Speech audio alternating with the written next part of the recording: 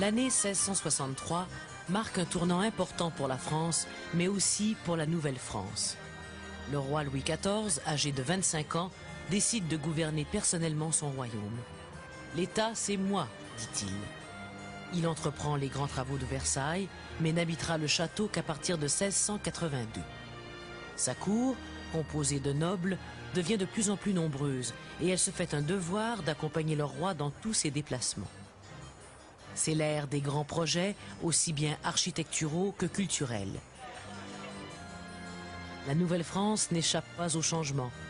L'autorité du roi est représentée par un conseil souverain composé d'un gouverneur, de l'évêque de Québec, de quelques conseillers et d'un intendant, Jean Talon.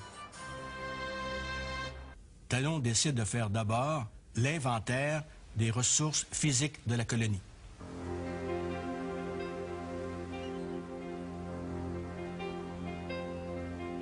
Il veut savoir s'il y a des mines, où sont situées les meilleures terres, s'il y a des forêts de chênes qui pourraient servir à la construction des navires.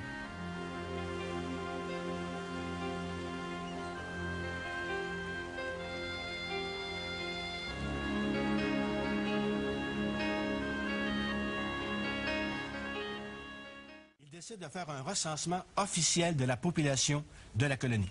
Il va donc lui-même parcourir tous les établissements de la Nouvelle-France.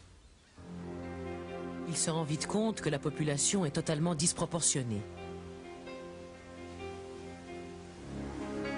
Que le nombre d'hommes est trop élevé par rapport à celui des femmes en âge de se marier. La situation l'inquiète. Talon décide, à ce moment-là, de faire venir de France des filles et des femmes capables de s'installer ici et d'avoir des familles. Le recensement révèle donc une disproportion extrêmement grave entre la population célibataire masculine et la population féminine. Les 700 et quelques hommes célibataires sont pleins de vigueur. Alors, la petite histoire prétend que ces hommes-là aimaient bien courir les bois, qu'ils y trouvaient un accueil plus que chaleureux et que parfois même ils pouvaient là-bas contracter des mariages, les plus simples du monde et ramener avec eux des enfants. D'où l'expression « les sauvages sont passés » lorsqu'apparaissaient dans les villages, dans les petites communautés, des enfants nés de mères inconnues, si on veut. Il faut trouver une solution rapide.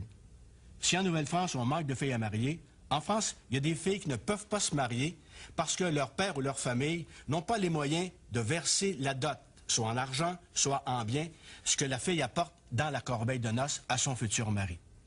Ces filles-là, on va les retrouver dans des orphelinats, entre autres, à la Salpêtrière de Paris. Il s'agit d'un hôpital destiné à accueillir les pauvres de Paris, les filles de mauvaise vie, les enfants abandonnés et les orphelines. En 1660, on y dénombre plus de 10 000 pensionnaires. Et pour toutes, la vie est presque sans issue. Le roi décide donc de verser une dot à celles qui accepteront de traverser l'océan, de venir dans la vallée du Saint-Laurent et de prendre Marie. Ces filles-là devront être acheminées vers les ports d'embarquement, entre autres vers le port de La Rochelle. C'est quand même tout un voyage, vous savez, d'aller de Paris à La Rochelle, entre autres dans des voitures tirées par des chevaux. Certaines d'entre elles en sont à leur premier voyage à l'extérieur des murs. Elles voient la vraie vie pour la première fois. Elles voient des bourgeois, des nobles mener une existence dorée où l'on se promène à cheval en habit de soie, où la table est bien garnie.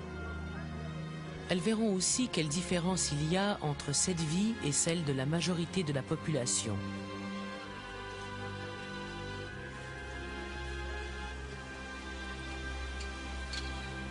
Seul le capitaine peut décider de lever l'ancre.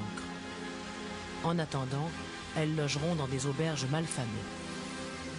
Le calme plat, aussi bien que la tempête, le mauvais temps retarde le départ.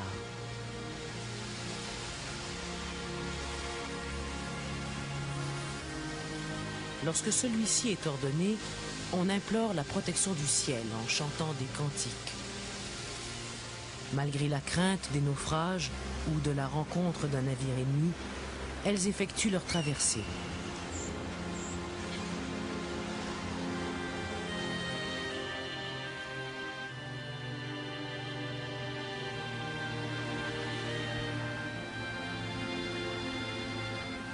Dans une lettre de Jean Talon, on note la petite phrase suivante qui donne un peu l'esprit de l'époque. Sont arrivés 45 bonshommes, quelques filles, 8 chevaux et 2 cavales.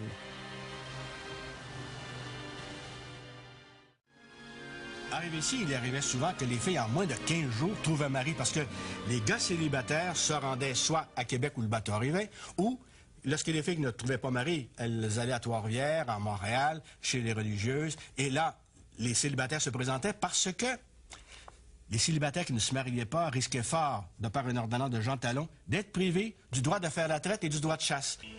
Ces filles, ils veulent épouser quand même un homme qui a du bien, un homme qui est établi et pas un ivrogne, un coureur de jupons ou un coureur des bois. Elles veulent quand même parier sur un homme valable parce que c'est leur avenir qui se joue en 15 jours. Mère Marie de l'Incarnation écrit: On les marie par trentaine. Les hommes les plus avisés commencent à faire une habitation 1 an avant de se marier, parce que ceux qui ont une habitation trouvent un meilleur parti.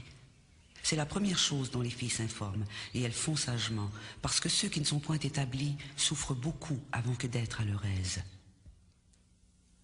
Par devant notaire, le dit Charles Allaire a promis et promet prendre la dite Catherine Fièvre par nom et loi de mariage pour sa légitime épouse, comme aussi la dite Catherine Fièvre promet prendre le dit Charles Allaire pour légitime époux.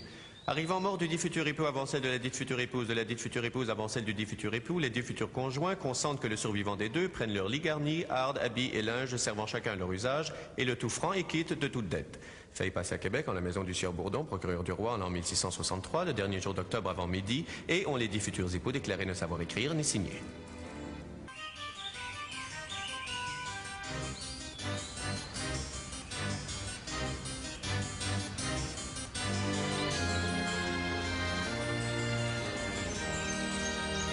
Les pères de famille dont les garçons ne se mariaient pas avant 20 ans étaient obligés de comparaître devant le greffier pour justifier pourquoi leur fils ne se mariait pas. On a, en 1667, licencié le régiment de Carignan. C'est très important dans l'histoire des filles du roi, puisque la moitié des soldats du régiment de Carignan vont décider de rester, de s'installer en Nouvelle-France. Et parmi eux, il y a quelques nobles. Alors, ces demoiselles, tout à coup, dont on ne savait trop quoi faire parce qu'il n'y avait pas d'habitants de conditions assez élevées pour les épouser, on a retrouvé enfin des maris. Et une nouvelle condition vient de s'ajouter à celle qu'exigeait Jean Talon, c'est d'autres demoiselles pour épouser les officiers du régiment de Carignan. À la fin de l'année 1671, on se rend compte que l'équilibre démographique est à peu près rétabli. Talon écrit alors aux autorités françaises: J'estime qu'il n'est pas à propos d'envoyer des filles l'année prochaine, afin que les habitants donnent plus aisément en mariage les leurs aux soldats, qui demeurent habitués et libres. Il n'est plus nécessaire de faire passer ces demoiselles. Avant la venue des filles du roi, il y avait eu ce qu'on appelle des filles à marier, mais des filles qui n'étaient pas dotées par l'autorité royale. On peut se demander pourquoi les filles du roi, les filles à marier, acceptaient de quitter la France, de traverser l'océan avec tous les risques que ça comportait, pour venir vivre en Nouvelle-France.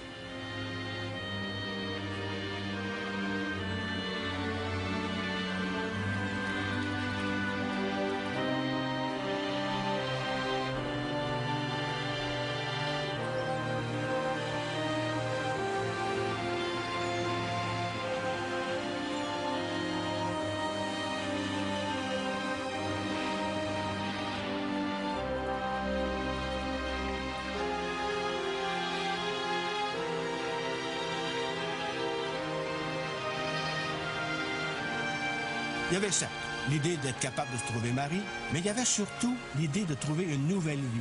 Ce qu'elles quittaient là-bas, c'était pas très rose. Elles savaient que toute leur vie, elles vivraient dans un genre de couvent, alors qu'elles espéraient trouver au Nouveau Monde une plus grande liberté d'action. Même si elles étaient soumises à un mari, il y avait quand même une vie normale, une vie quotidienne acceptable et peut-être, au bout du compte, le bonheur.